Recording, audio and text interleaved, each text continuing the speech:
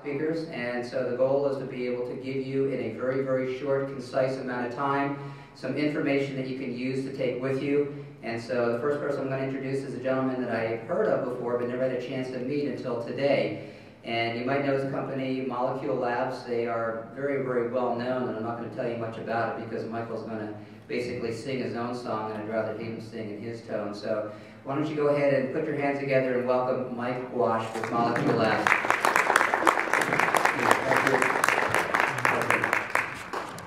Welcome, the big crowd. Rough day out there. I know we had a slow start to this thing, and I'm glad you came.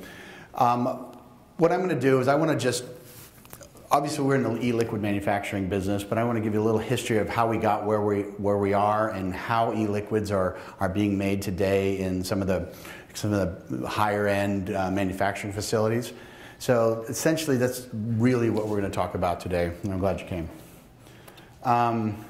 Really a little bit about my background. I mean, I've been in the chemical manufacturing business for over 20 years, well over 20 years. I just say 20 because I don't want to really act that old, but I have a large chemical manufacturing plant. Those are some pictures of the floor and the tank farm and one of the buildings. That's about a 40,000 square foot building. And we've been in industrial chemicals for many, many years.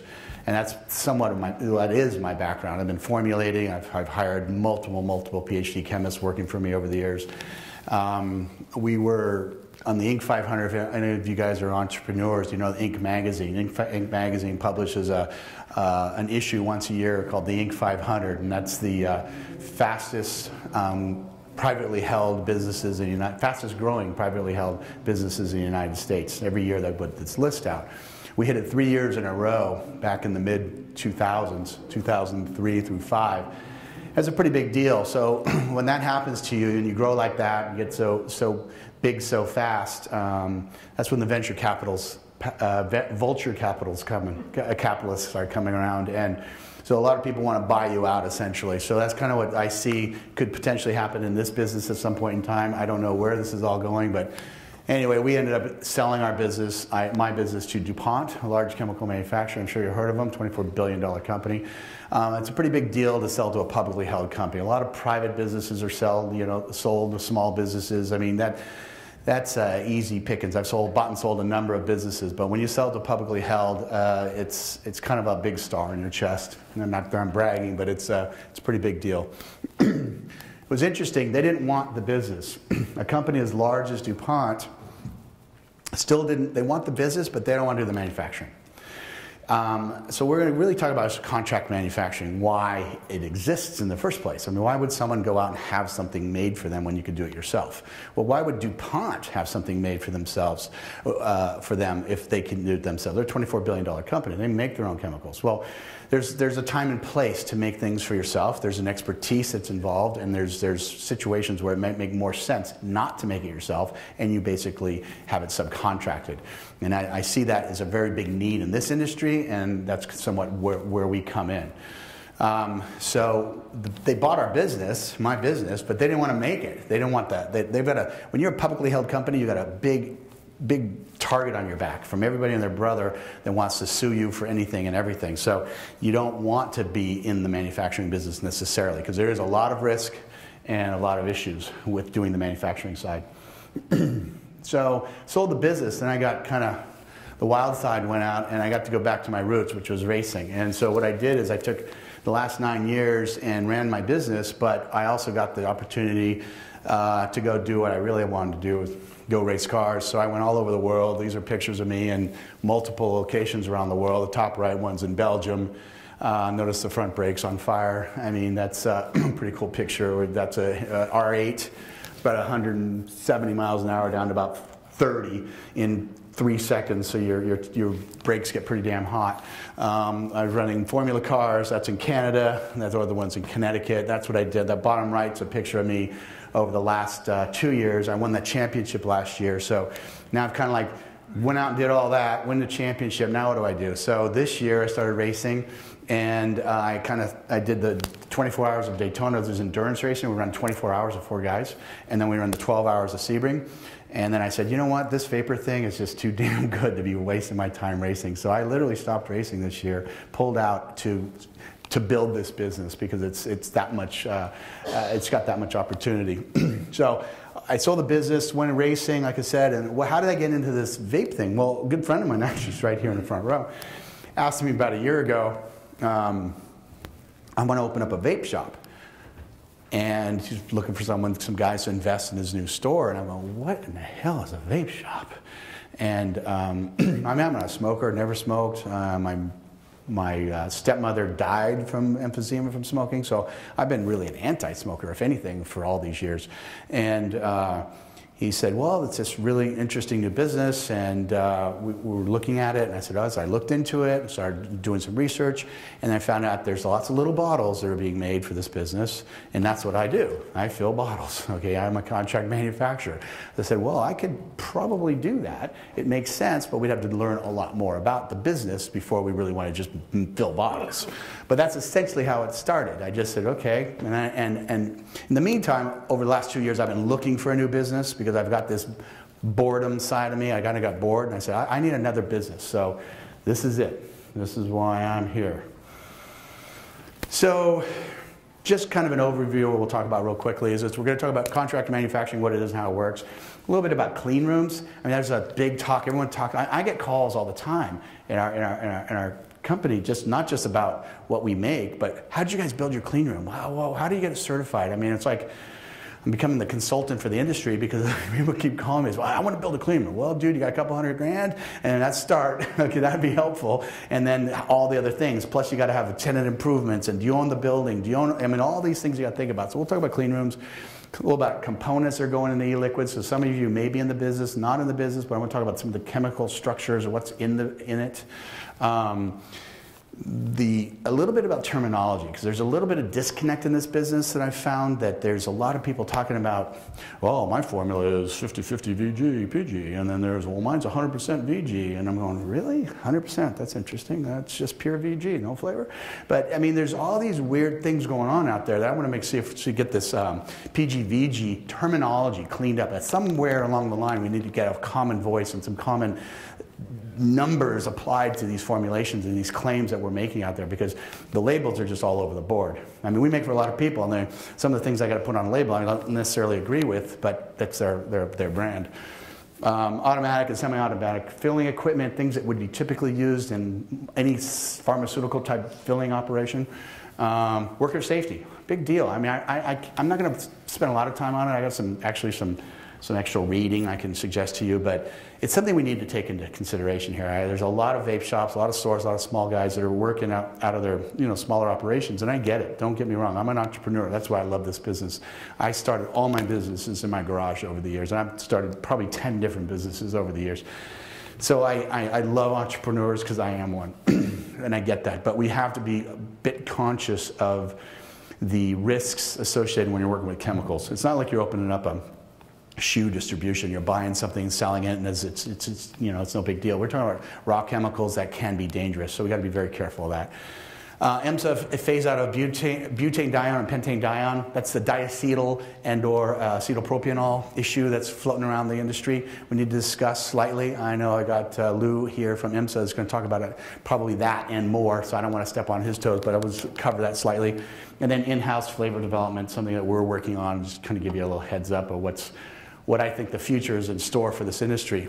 So what is contract manufacturing anyway? What are we talking about here? Well, essentially you got a business, you start making something, or you want to go out and have it made. Well, the beauty is you can have anything you want made without having to do it yourself necessarily. I mean, if you really go out on the shelves at Target or any store out there, most of that stuff out there is not made by the company who sells it. It's made by a contract manufacturer. Like I said, we make for DuPont. And then we've made stuff that goes into Walmart. We sell mainly 70% of what we make goes into Lowe's. You see this stuff with a DuPont label and you go, oh my God, that's DuPont. Well, it's not. It's old Mike back there over in Northern California making it all. So it's an interesting situation how it all works. Confidentiality, confidential, these are things that are really important when you talk about contract manufacturing. Everything's confidential, right? So, I mean, formulas, what you do, who you work for, who you don't work for. So that's a big part of what contract manufacturing is. Custom formulations, it basically and saves R&D. You can work with a contract manufacturer that will then save you money because you don't have to have everything. You don't necessarily have all the formulations. Easy scale up, scale down. You don't have any risk, you don't have the infrastructure, keeps things a little simple. Leveraging buying power, that's a massive ordeal, okay? Think about that. We buy 100, 200,000 bottles that are pop.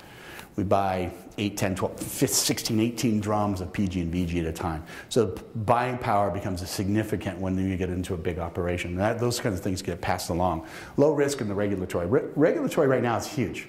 I mean, we get calls all the time, so what's going to happen? Well, I don't know.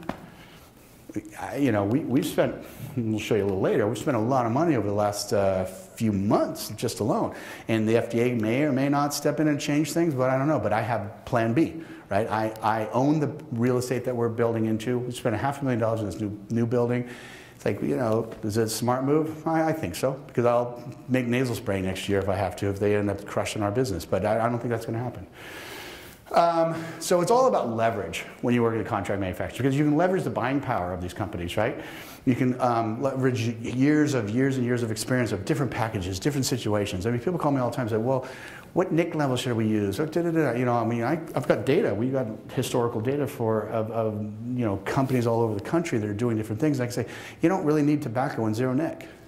So that's just a SKU you don't really need, in my opinion. And you're not going to sell a whole lot of it, right? So there's just certain things that you will or won't do, and that's what you get when you work with someone like ourselves. Purchasing power, as I said, operational efficiencies. We got big clean rooms, we got big filling lines, all that stuff. You can go faster, make things cheaper, less expensive for you. Low financial risk on your part. I know I'm going fast, but they're going to be 25 minutes, okay? Minor OSHA regulations. You basically don't have a whole lot of OSHA. We deal with all the OSHA. I don't want this to be about me. I want it to be about you going out and finding yourselves someone to make your stuff if you're interested. And I use we, and I want to be careful of that. I really want to educate. I want to tell people what you can do, what your options are. I don't really, not try to drive any business towards us, because to be honest with you, I really don't need it. No infrastructure costs or capital expenditures. And one of the things they call me, hey, I want to put in a clean room. Well, we've got 200 grand for this. You need HVAC, you need flooring, you need walls, you need, it's just a massive upgrade in the way you're doing things. It's hundreds of thousands of dollars. Now, if you're selling 5,000 or 10,000 bottles a month, that's going to be a big risk. If you can get beyond that, or just get it farmed out until you want to build your own factory. It's real simple. So you can go scale up, scale down, quite simply, by not having to put out all the money to build it yourself. Like I said, purchasing power. There's some shots of some of our warehousing. I mean, we have millions of bottles in stock. This is for my other businesses. They're not all e-liquid, but I have, 20-something thousand square feet just full of bottles. Bottles.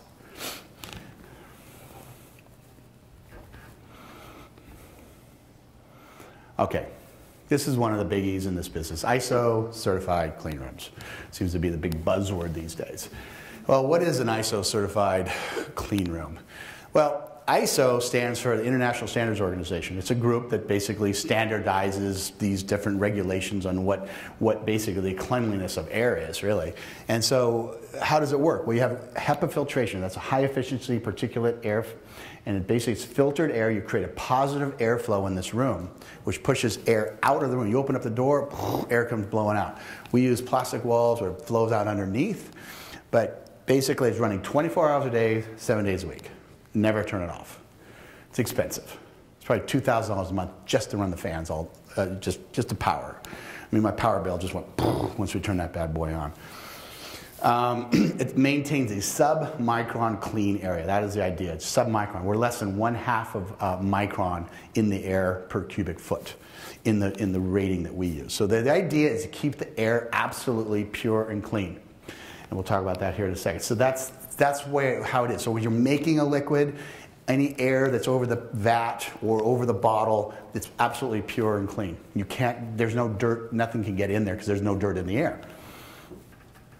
So when we manufacture, the real key here is all liquid to air contact. Anytime we have an open vat or an open bottle, any liquid to air contact, it's in the clean room. So in other words, every product that we have is opened in the clean room. The one thing that I think is a big misunderstood acronym in this industry is USP grade pharmaceutical grade glycol, propylene glycol, U.S. pharmaceutical grade glycerin, right? Everyone's using that. Well, if you buy a drum of USP grade glycerin, drum, bottle, whatever size you buy, we buy in drums, and you open that in this room right now, it is not USP certified any longer because you didn't open it in a clean room. Air contaminated that. Pretty damn clean in here, I'm sure, but still, by definition, it's not USP any longer. So you have to open everything in the clean room. We have drums and storage, but they're sealed. Once we open that bad boy and we're starting to use it, it's inside the clean room. Absolutely critical. So the claims are on these bottles is somewhat loosey-goosey, if you will. I want to put it simply. It's not accurate. All right, so just a little bit about this ISO whatever. Okay, there's a lot of different numbers floating around. Well, ISO 8, I feel, well, the lower the number, the better in an ISO clean room. It doesn't really matter because essentially we're so far ahead of the curve, you don't really technically have to be in a clean room, but we want to be in a clean room because we know the regulations and that's the proper way to go. We had our actual clean room was tested and certified for ISO 5 because it's so clean. And it's basically, that's the level in which you could do medical implant manufacturing if you wanted to. He goes, you can do medical implants in here. I said, that's cool, I'll do e-juice, I'm fine, I'm good with that. And so I said, okay, let's certify ISO 5. He goes, no, you don't want to do that. Because then you got to put everybody in bunny suits and everybody's got to do this gowning procedures, and the procedures to run an ISO 5 clean room are extremely more stringent and it's much more costly to operate. So we elected to be ISO 7 just because we wanted to be cleaner, but we were actually certified, approved for 5, but I elected not to do that. So how does this work? So if you look at just to put it all in perspective, you're talking about 100 particles less than or equal to half a micron in size in the air. Half a micron. Well, how big is that? For perspective, human hair is 50 to 300 microns. We got to be less than half a micron. A red blood cell is 4 microns. Okay, so we're less than 1/8 of that. And bacteria floats around somewhere below the half a micron and most of it above. So literally, it's almost basically pure clean air. Now, if you go down into the 4s, 5s, 4s, and 3s, then it goes down to less than 3 microns and less than 2 microns in addition to this. So it's very interesting. Basically, it's about as clean as you can get. Nothing's getting in that darn bottle. And that's the holy grail right there. That's what you're looking for. CER stands for Controlled Environment Room. That's really what a clean room is, a controlled environment. That's all it really is by definition. There's our little cert. We had it at 7.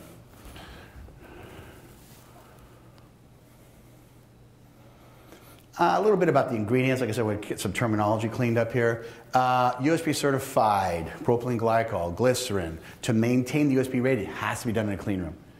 I said that earlier, but it's just kind of drilling it in a little bit further. What are the ingredients you would have in a typical electronic cigarette fluid? Would be all these, the PG and VGs, obviously, flavorings, sweeteners, the nicotine, depending yes or no, and then sometimes some deionized water.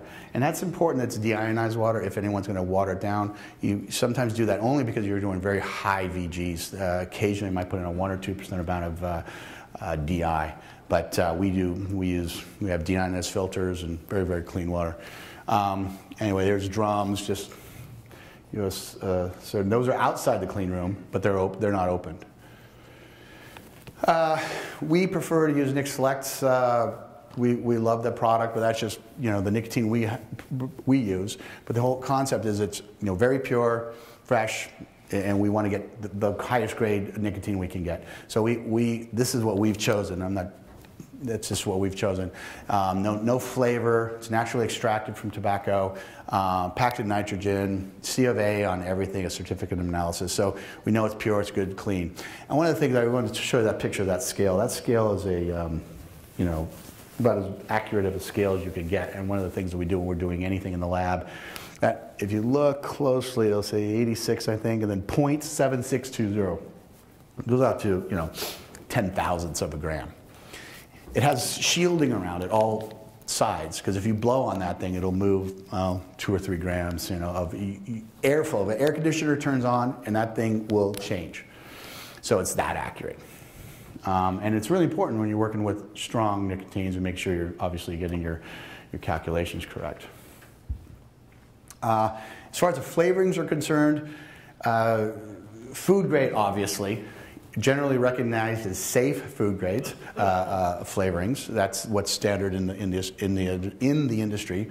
And then FEMA is an organization, Flavoring Extracts and Manufacturing Association. So everything's generally rated through FEMA, and these raw ingredients would be built from FEMA grass, FEMA extract, FEMA rated flavorings built into generally recognized as safe flavors. Okay, that's how that works.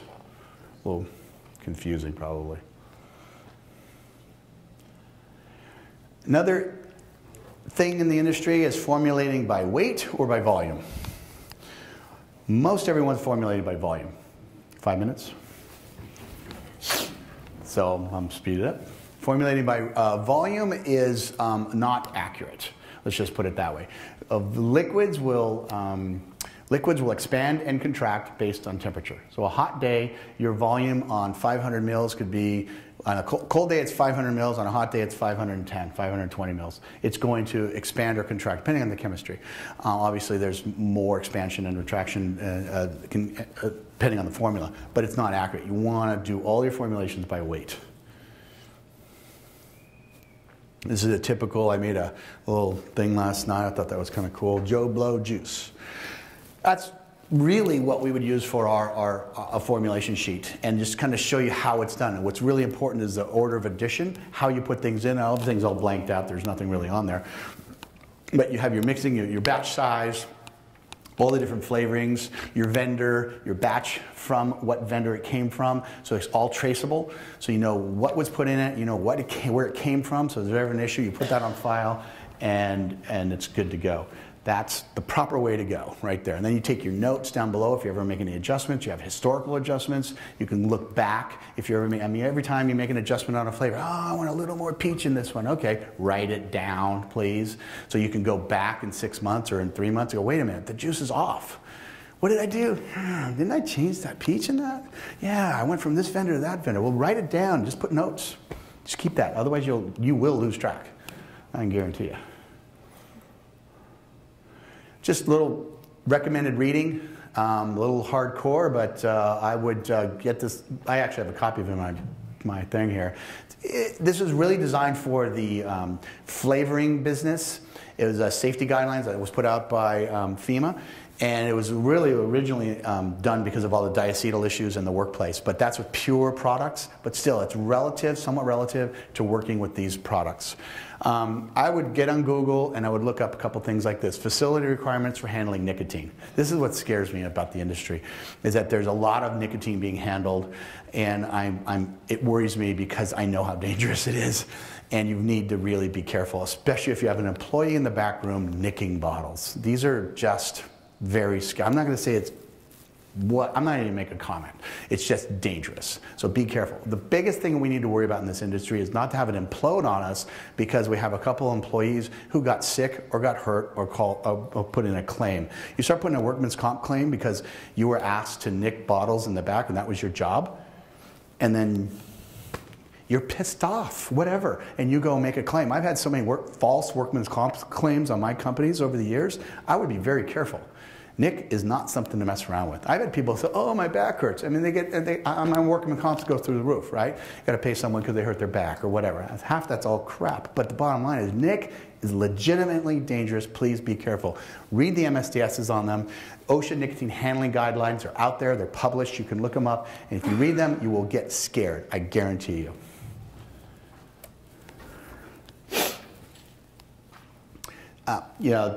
I got 3 minutes or what I got left. So semi-automatic filling, we have multiple filling processes. We have single head, 6 head, and 12 head. Brand new 12 head machine coming in next week. It's already in. We're just going to install it, which is really cool. Get to make 2,500 bottles an hour. This is some of the mid-speed stuff that we do. This is kind of the smaller short run, medium-sized run stuff, heat inductions, tamper evidence, labeling machines. Just kind of little shots of some of the toys we get to play with. Quality control obviously is an issue. I mean, there's just beauty shots here, but really it's all about double checking your math, double checking your formulas on that formula sheet I had up there. There was a lot of subtotals and initials that you put on there. Your formulator, whoever's building a formula, you initial every time you put a product in. Every step of the way, it's initialed, it's initialed, it's initialed. It goes into a file. Yeah, just more stuff. Well, how much time you got? Can you give me a minute? All right, I'll just go some beauty shots here. Yeah, I mean, I deal with companies that say, well, how do I get a pallet? You know, well, do you have a forklift on your end? No. So, you know, forklifts, things like this are pretty important when you're starting to move large quantities around. Some of the stuff we're doing right now in R&D, we're trying to pull all the coloring out of everything. We're trying to, every raw material we can get, really trying to get coloring out, so developing transparent formulas, developing safer e-liquids, but I think probably the most thing is current testing right now on butadiene, and pentane-diene. And those are the diacetyls, also known as diacetyl, acetylpropionyl. And quickly, I've got a couple slides on that chemistry.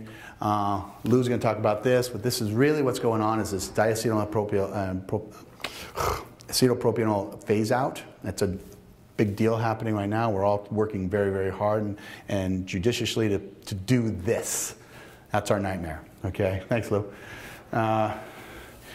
So this is what we're working on, basically testing all our raw materials, making sure the vendors are giving everyone good product without diacetyl and without the acetylpropionyl, which is basically also known as pentane-diene and butane-diene.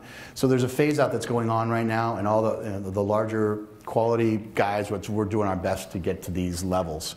And just to put it into perspective, like I said, 100 micrograms equals 1 milligram, or 1,000 versus equals 1 versus 1,000. So it's pretty small amounts, but we want it out of the fluids. We do not want to be vaping this stuff. Quickly, so you kind of wrap your head around this whole butane-diene thing and all these chemicals. The reason these are a problem is because they're very small and they're volatile. There's 4 buttery flavor chemicals that make this happen. Okay, there's butane, pentane, hexane, and heptane. And what it is you have butane, which is a 4-carbon alpha ketone, and basically it's a very small molecule. Molecular weight 86. Very small. That's light. That's very volatile. VOC stands for volatile organic compound. That's like things that evaporate quickly, and then you breathe them. That's why the buttery flavor, you can smell it really, really quickly. Then you get into the next one, which is the acetylpropionyl, also known as pentane-diene. It's just a little bit larger. It has 1 more carbon chain on it, okay? Just another carbon molecule. So a little heavier, basically molecular weight of 100. So it's like, 15% heavier, 20% heavier. And it gets less butter flavor. Those two have got to go. They're being pulled out. They evolved. Most of it, 99% of it's gone anyways. So this is the next best choice, hexane-diene. Now, what is that? It's just a 6-carbon. It's a little bit bigger, higher molecular weight, weighs more. You don't smell it as much, don't taste it as much. It's still good buttery flavor, though. It's still a legit component, and it's safe. Does not appear to be a problem. We don't know. I don't think it will be. And then the heaviest one is the heptane-diene, and that's just 128 molecular weight, much heavier. But you put those two and you still can get custard notes. You can still get buttery flavor with these, and it's safe. That's the objective. Let's get that stuff, the bad stuff that we know is out, and make sure that we're being as safe as possible. And that's basically how we're going to do it. We're just going to, you guys are going to throw me off here. In-house flour, this is the next round. Okay, I'll just real quick. We have elected to begin to make our own flavors. We're not going to depend 100% on the flavor houses. That way we can control our destiny. That way we know what's in it. We have the formula. So basically, so we can, I want to go, this is, I blacked it all out because it's brand new formula we just built. That is literally from the molecule. We are going to create our own. We're not going to depend on all of the flavor houses that can't give us our own C of A's. They can't give us proof of diacetyl and or acetylpropionyl in or out. There's a lot of people talking about, oh, well, these are naturally occurring chemicals and they kind of create themselves. They create themselves? Are you kidding me? It has to have a chemical, you have to have a chemical reaction to create another chemical. So that's not happening. So I think it's a big excuse for not getting it all out. So we're going to get in control and start building our own raw materials. This is just, I just wanted to have a shot for the show. We've been working so hard to get this new building done. That's our new building. We're almost done. You see the guys are up there installing the HEPA filters way in the back. But that's our new 9,000 square foot facility. It's going to be all white epoxy. It's a nice little building. It'll connect. On the other side of that wall is our other clean room. So it's going to add on. We're going to add on another 9,000 feet, 2,000 more feet of clean room. $500,000, guys, right there, right there. Now I'm on the building, so I don't really care. So basically, I'm invested. If I was a tenant or didn't own the building, would I spend $500,000? Absolutely not. Absolutely not. It's too risky right now. We're putting in a new 12-head machine, and we're going to have a 1 million bottle capacity. We'll have to run a swing shift to pull that off. So, questions?